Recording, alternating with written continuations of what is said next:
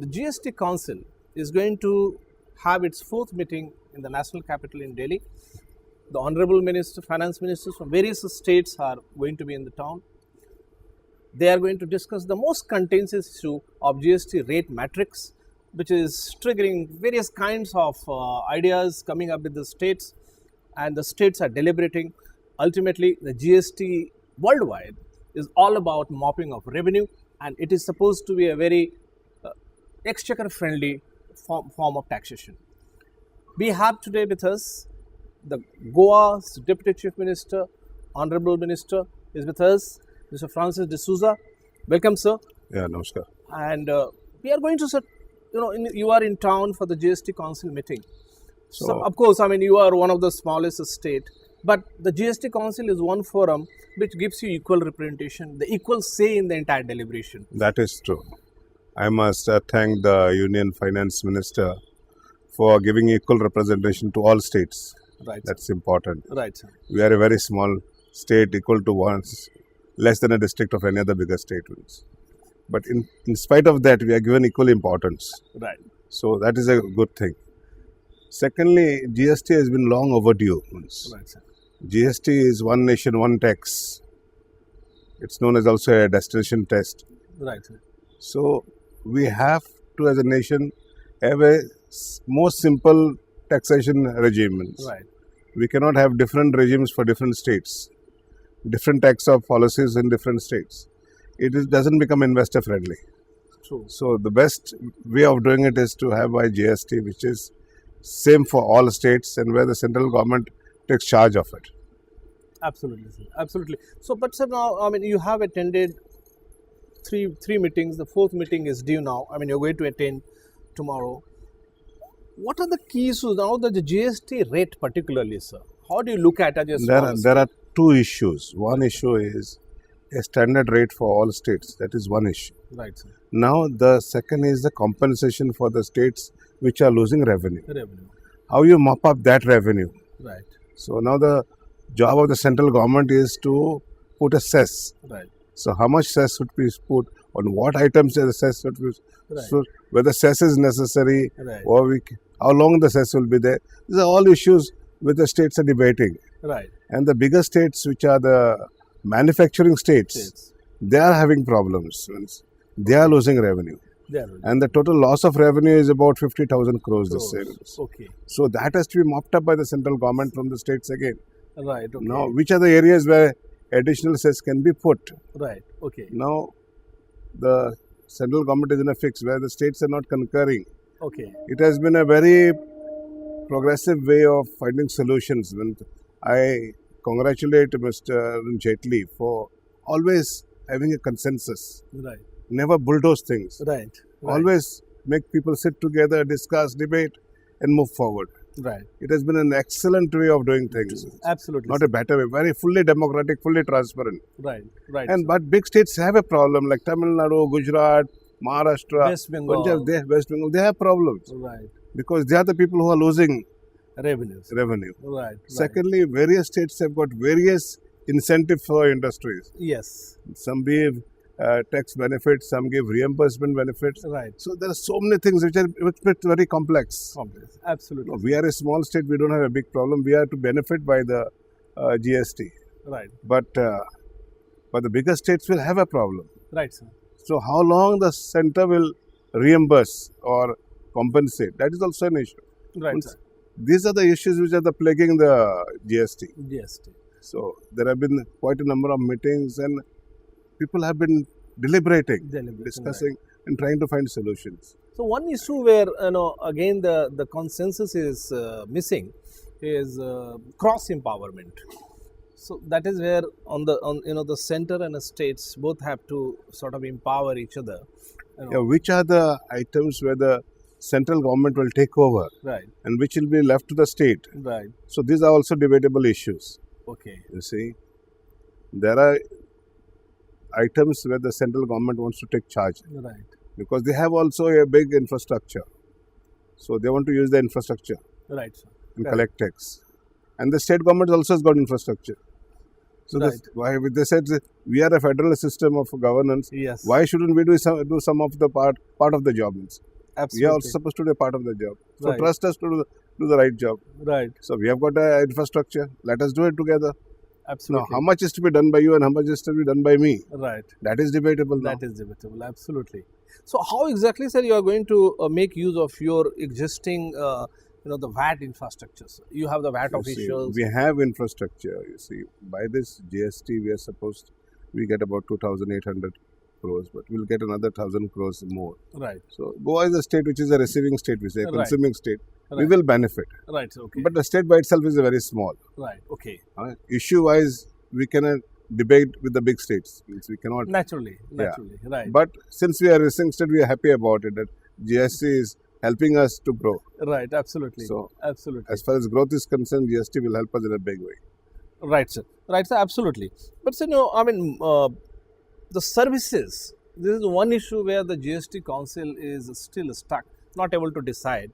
And Center apparently initially said that, Goa has got a big service industry. Yes, that's tourism, right, sir. Tourism is one of the biggest service industries.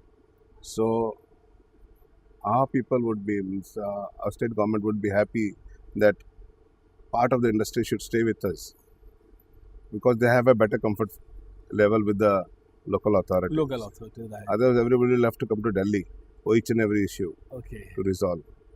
India is a huge country, you have to understand that. Right, sir. Okay. Yeah. Right. So, it's very easy to say you come to Delhi, but Right. for a small business person, it might be difficult. Right, sir. Right, sir. So this is one idea that the service providers are very comfortable with the local officials, and they feel that their dispute redressal or grievance redressal system is in the neighborhood. So they will be a little more comfort focusing more on their own business. So looking at, sir, talking about tourism, for instance, moving away from the GST, there are a lot of other steps which apparently Goa has taken, and particularly to promote tourism as one mega attraction for the state. And Goa has also emerged as one platform which has been organizing several mega global events like BRICS you did recently. Annually we have those film. Goa is a big event destination. It's small, but we have a very disciplined place. It's one of the greenest states in India.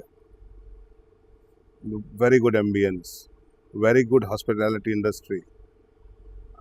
All the communication networks are there: air communication, rail communication, train, road communication, sea communication. Everything is in place, so it becomes very easy to communicate. That is why Goa is one of the 10th most important touristic destination in the world. Right. So, because of the communication systems, so to communicate with Goa is very easy. Like Goa Mumbai, there are more than 20 flights. Right. Like Goa Delhi, there are more than 14 flights. We get more than 1,000 charters. So this communication is important. Right, sir. Then the hospitality industry by itself is quite big. So it can take care of big events. Right, sir. Okay. So that is the important thing in Goa.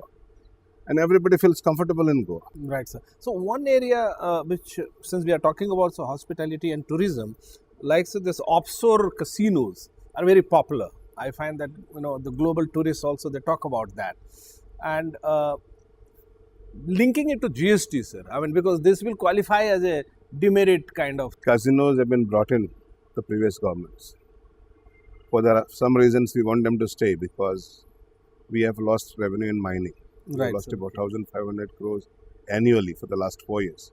We have lost about 6,000 crores. 6,000 crore, right, sir. Casinos give us a little bit of revenue. It's good revenue, sir? Yeah, it's more than 200 crores. 200 crores, okay. So if we lose that also, we are in a bigger problem.